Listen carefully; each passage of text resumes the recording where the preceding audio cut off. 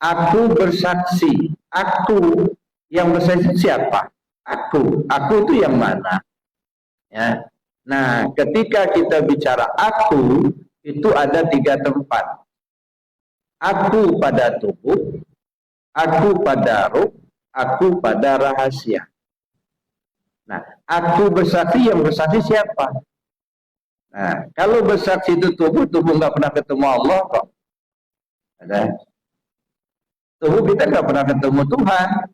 Yang pernah ketemu Allah itu ruh kita. Ya. Jadi yang menyaksikan itu siapa? Yang disaksikan siapa? Yang menjadi saksi siapa? Ya, kalau hanya aku bersaksi tidak ada Tuhan selain Allah, tapi tidak tahu tempat meletakkannya.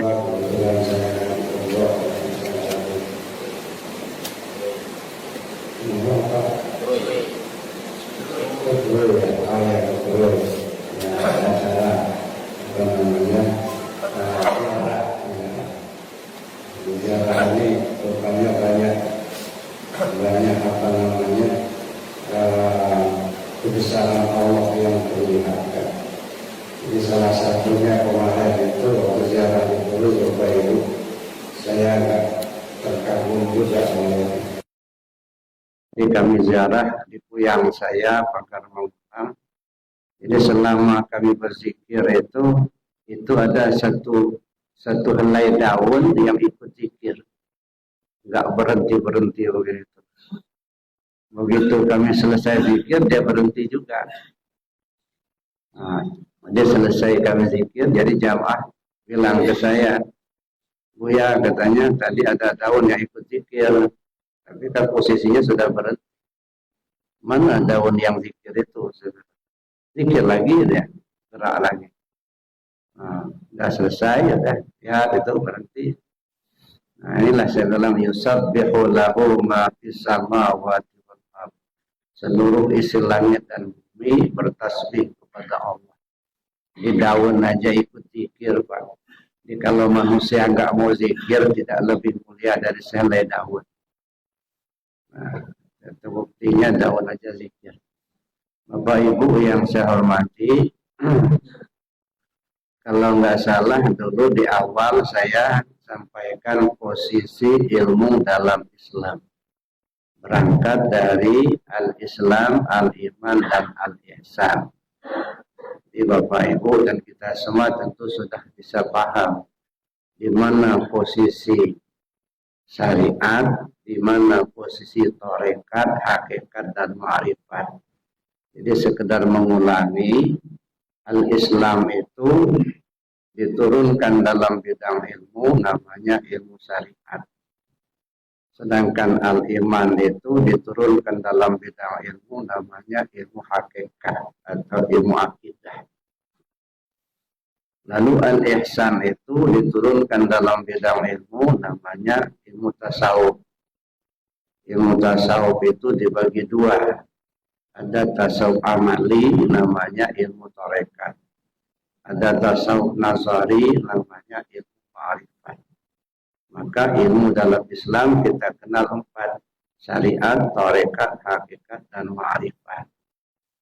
Untuk apa 4 ini? Untuk membina diri kita yang 4 lapis. Jadi diri kita manusia ini terdiri dari 4 lapis. Lapis pertama disebut dengan tubuh yang kasar atau jasmani. Dibina dengan ilmu fikih atau ilmu syariat. Supaya tubuh ini selamat.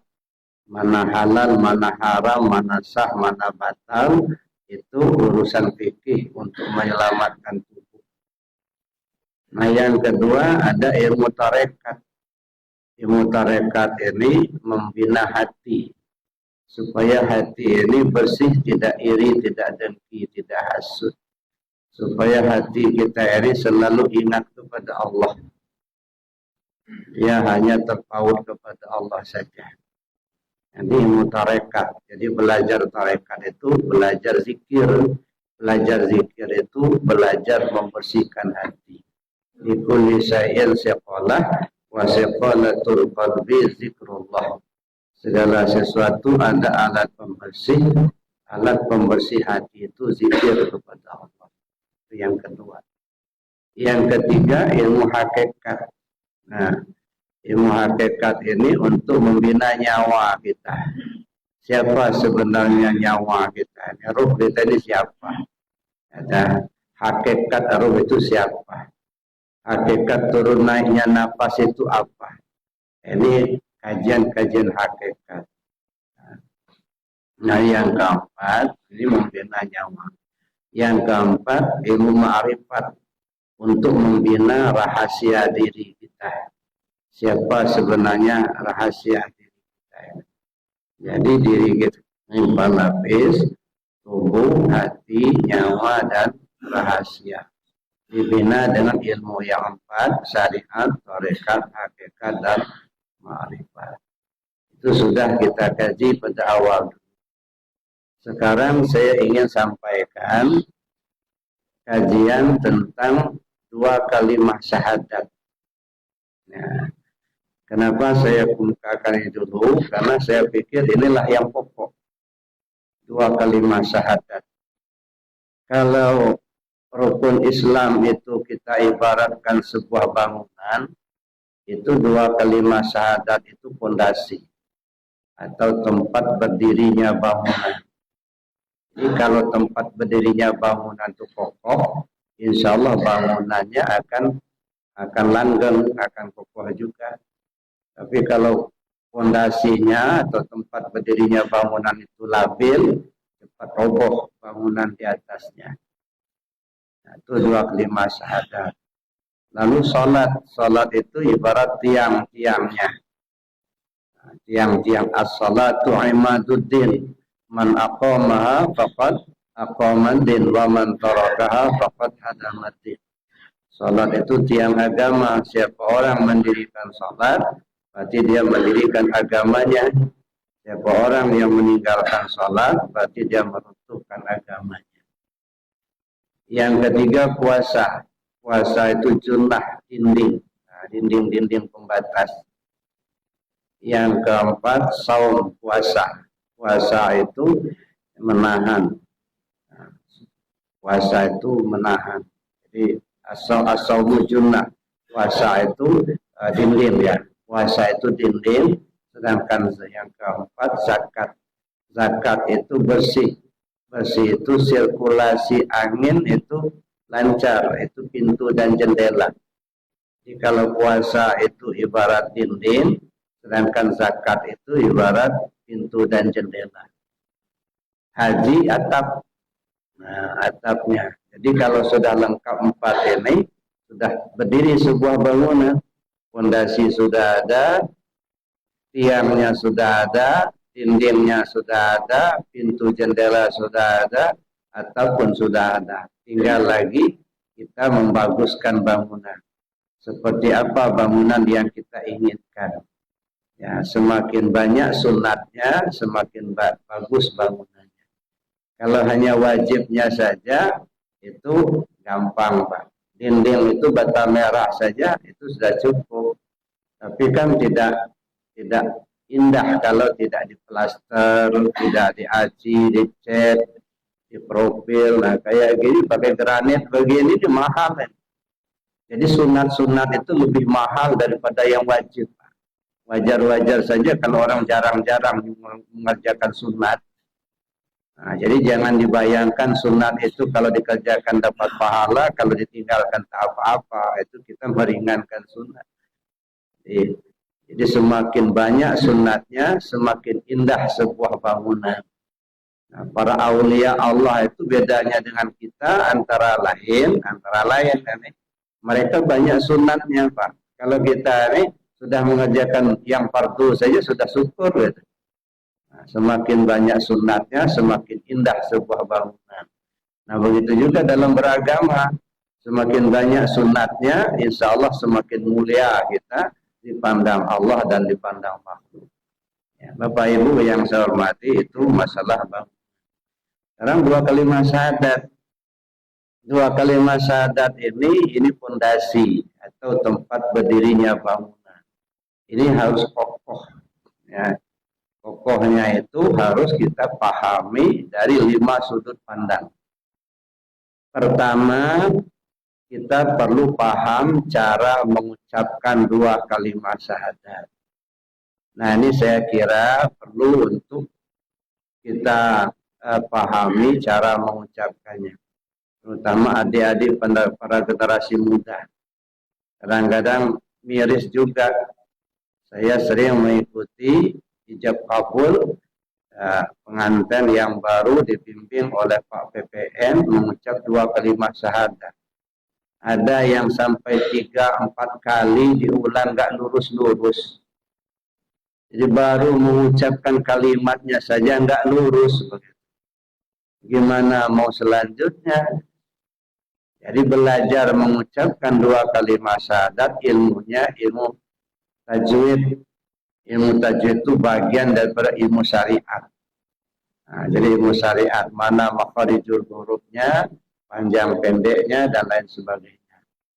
Khusus, nah ini khusus di dalam sholat, saya menganjurkan mengucap dua kalimat syahadat itu dalam satu nafas. Asyhadu an la ilaha illallah wa asyhadu anna Muhammadar Rasulullah. Jadi jangan diputus. Asyhadu an la ilaha illallah, nah berhenti. Kemudian disambung asyhadu anna Muhammadar Rasulullah. Bukan batal sholatnya, tetapi pemahaman dari segi sudut pandangan hakikat kurang pas. Nah, jadi saya menganjurkan mengucap dua kalimat syahadat khususnya di dalam sholat, diusahakan satu nafas. Asyhadu an la ilaha illallah wa asyhadu anna Muhammad Rasulullah. Yang pertama. Yang kedua, kita perlu belajar cara mengamalkan dua kalimat syahadat itu. Bagaimana cara mengamalkan dua kalimat syahadat?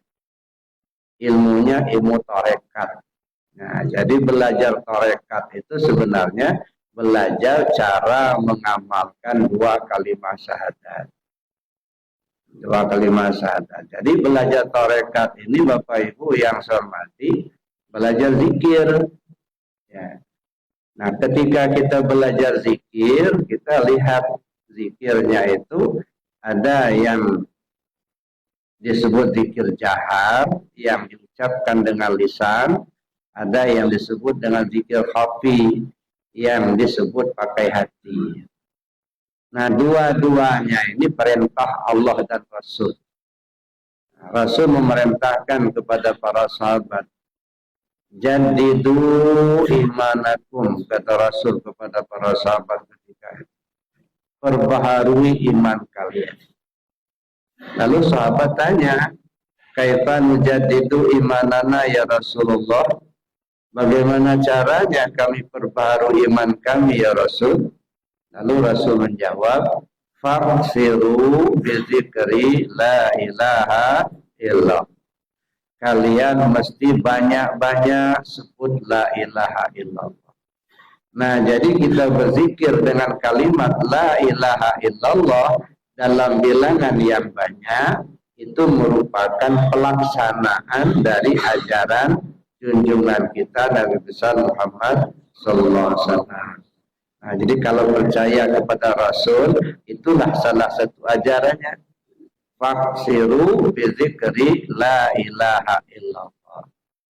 Nah, jadi jangan pernah dalam hati kita benci kepada pelaku zikir.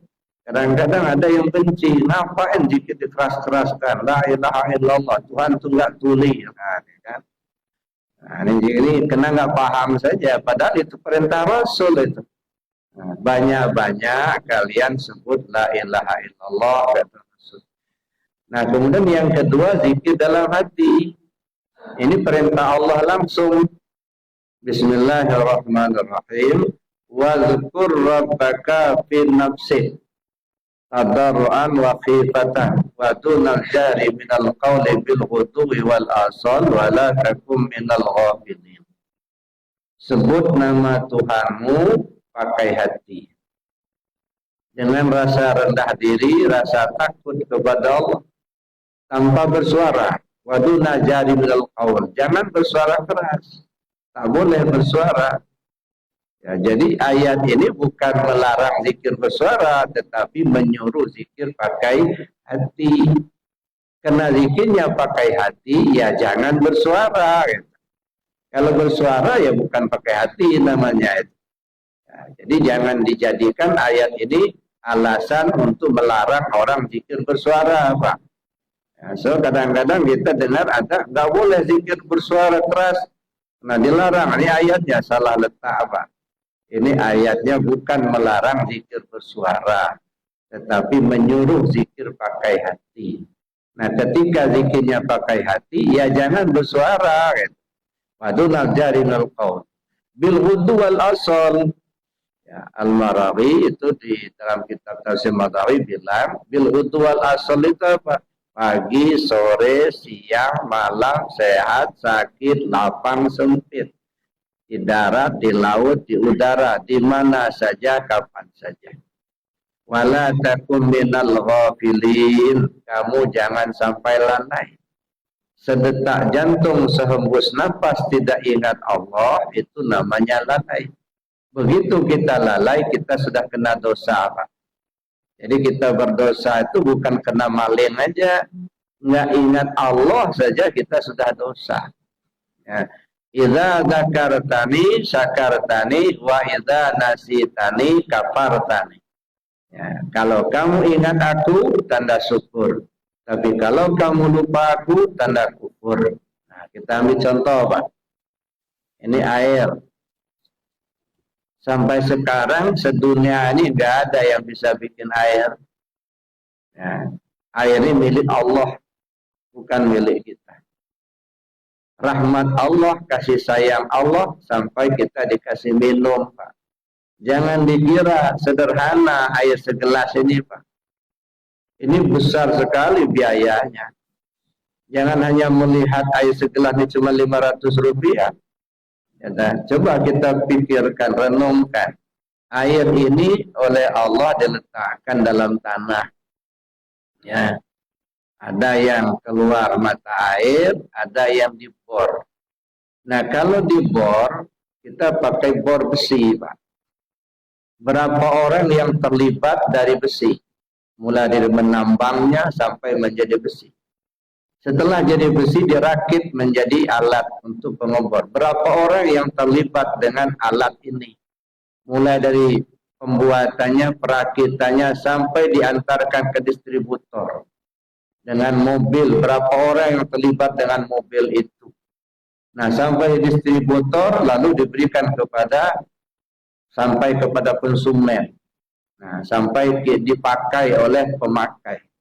Nah, ketika ngebor itu berapa orang yang terlibat dengan pengeboran? Belum lagi mobil yang dibawa pakai bensin, berapa orang yang terlibat dengan bensin itu. Nah, setelah dibor air keluar lalu dikemas pakai plastik. Pakai plastik ini pakai mesin lagi. Berapa orang yang terlibat dengan mesin plastik ini? Setelah jadi di sini dikemas, berapa orang yang terlibat dengan kemasan plastik ini? Sampai akhirnya diberikan ke distributor, sampai kepada penjual, sampai ke konsumen, sampai ke meja ini. Masya Allah, Bapak, ribuan orang, Pak, yang terlibat dengan segelas air. Kalau bukan kena rahmat Allah, sungguh kita takkan mampu kita mendatangkan segelas air di meja air. Nah, ini milik Allah. Nah, ketika kita minum, ingat Allah apa tidak? Kalau begitu kita minum ingat Allah, tanda syukur. Tapi kalau kita minum tidak ingat Allah, tanda kufur. Kenapa kufur? Maling, Pak. Maling punya Allah. Nah, makanya kullu amrin zibalin famabda bi bismillahirrahmanirrahim. Rahmanirrahim segala sesuatunya ada hikmah. Kalau tidak dimulai dengan bismillah, dia terputus.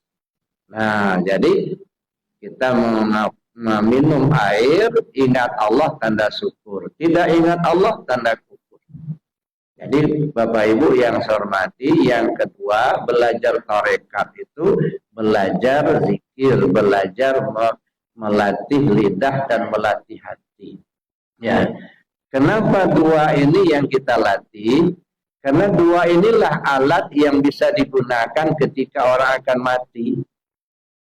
Kalau lidah masih pasif, kita ucap la ilaha illallah. Kata Nabi, man qala la ilaha illallah akhiru kalami dakhala jannah.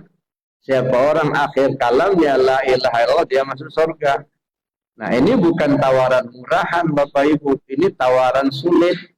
Saking sulitnya menghadirkan kalimat itu ketika orang akan meninggal, kalau bisa hadiah surga. Nah, saking sulitnya untuk bisa Nabi memberi isyarat, ya. Matanas bima ya'ishubi. Manusia mati sesuai kebiasaan.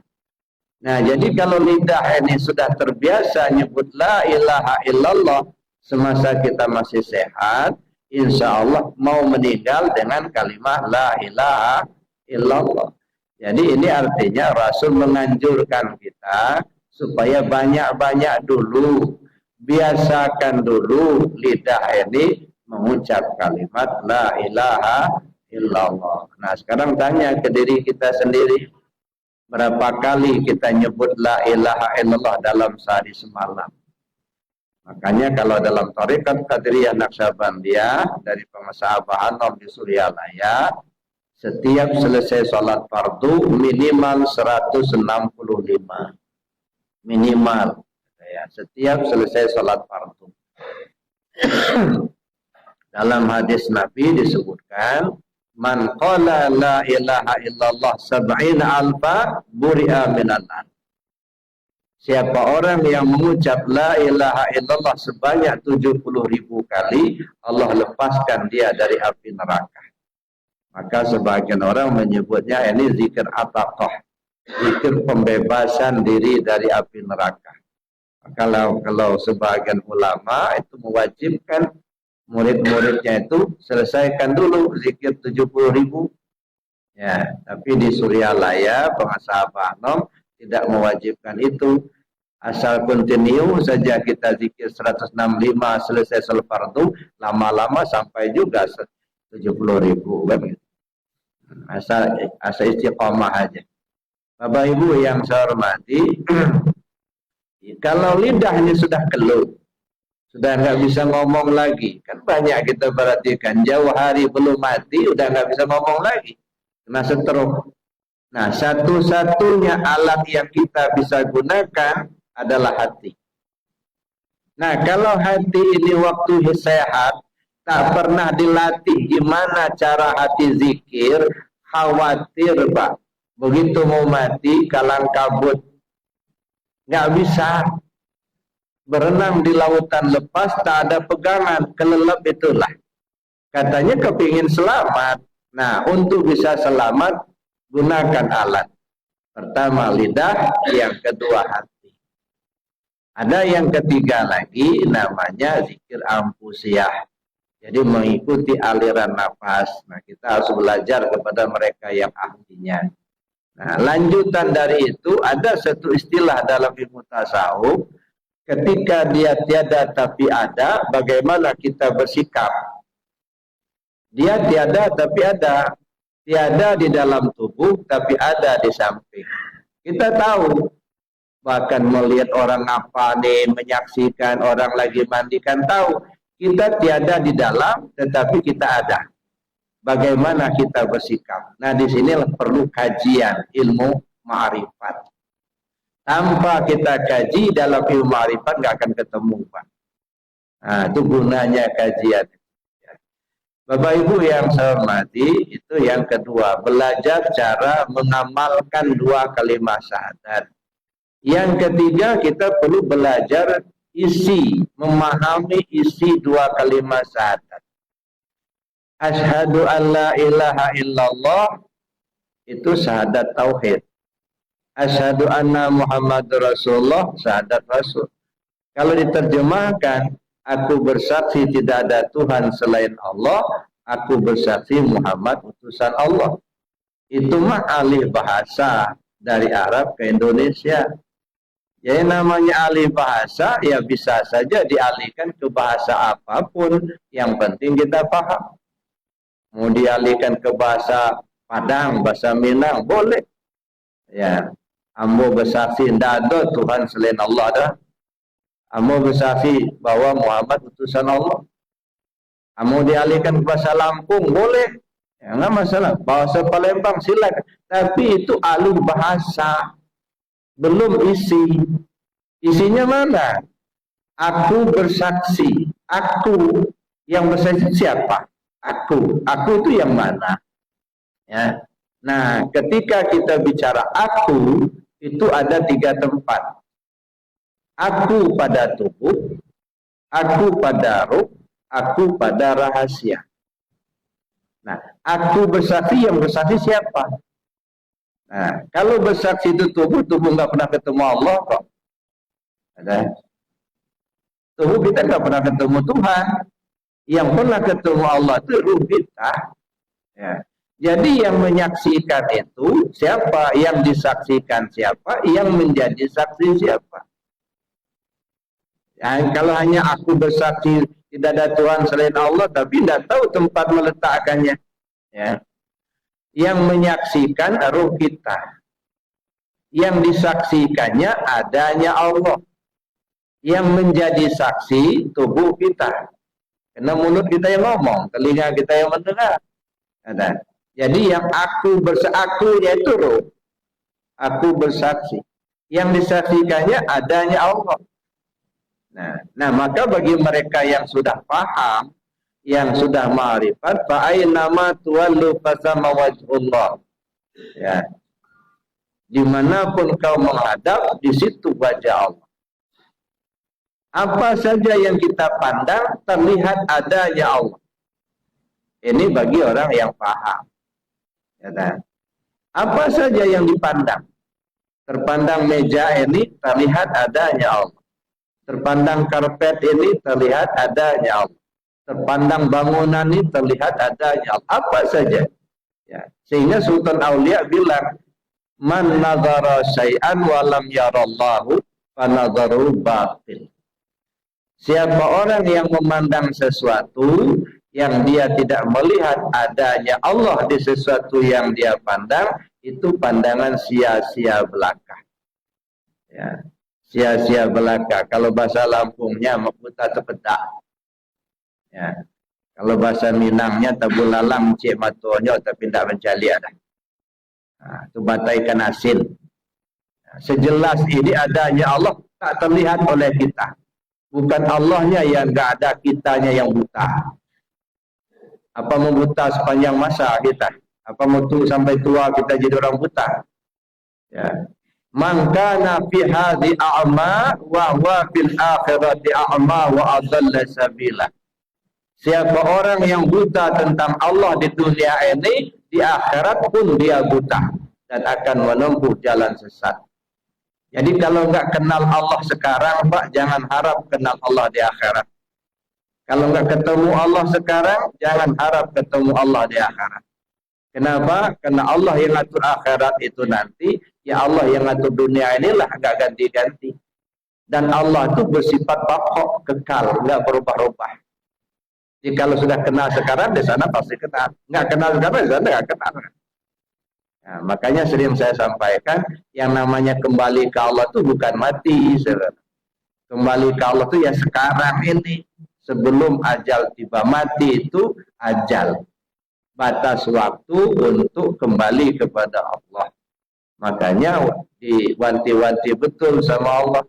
Wala tamutunna illa wa antum muslimun. Jangan sampai kamu mati, kamu belum selamat pulang ke Allah. Mati itu ajal. Jangan sampai ajalmu tiba, kamu belum selamat pulang ke Allah. Selamat dulu kita kembali ke Allah, baru kita pulang. Ya. Banyak orang yang sudah kembali kepada Allah, tapi belum pulang, karena belum sampai waktunya. Inna lillahi ibadan, jasadu bil ardi, wa ruhuhu tahtal arsi. Allah punya banyak hamba, yang jasadnya lagi di bumi, tapi ruhnya sudah ke aras. Nah itu maunya, ini yang sudah kembali, tapi belum pulang. Jadi Bapak Ibu yang saya hormati, itu isi. Kita mencari isi dua kalimat syahadat. Mana isinya? Ya, asyhadu an la ilaha illallah, asyhadu anna Muhammadar Rasulullah. Isinya zat dan sifat. Zat namanya Allah, sifat namanya Muhammad. Ya, oleh karena itu perlu kita kaji lebih jauh. Kita mengkajinya pakai ilmu tauhid. Ya, kalau di Arafah ya kita gunakan sifat 20 untuk mengkaji diri kita, mengenal diri kita, mencari isi dua kalimat syahadat melalui kajian sifat 20. Nah, oleh karena itu Bapak Ibu yang saya hormati, silakan bertanya kepada siapa saja, belajar kepada siapa saja, yang intinya tahu isi dua kalimat syahadat itu. Nah, jangan sampai hanya hafal kalimatnya tapi tak tahu isi. Ya, kalau hanya hafal kalimatnya, burung bio juga hafal. Jadi kalau kita hanya hafal, ya kira-kira sekelas lah sama burung bio. Gitu. Kita tidak mau seperti itu. Nah, yang keempat kita pahami posisi. Asyhadu an la ilaha illallah, syahadat tauhid. Asyhadu anna Muhammadar Rasulullah, syahadat Rasul. Kapan kita dalam posisi syahadat tauhid? Kapan kita dalam posisi syahadat Rasul? Nah, ini perlu kita pakai, Pak. Karena Rasul contohkan, dan banyak sekali ayat-ayat atau hadis yang mengarah ke situ. Cuman kita kadang-kadang nggak kepikiran ke situ, Bapak Ibu. Salah satu contoh. Ayam itu binatang yang halal. Ya, ayam, kambing, sapi itu binatang yang halal. Tetapi kalau disembelih tidak dengan bismillah menjadi haram, ya kan Pak ya? Haram dimakan.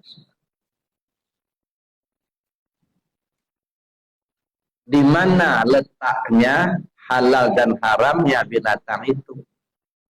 Ya, kok bisa binatang yang memang sudah ditetapkan halal oleh Allah, cuman kalau disembelih tidak dengan bismillah kok menjadi haram? Kenapa sih?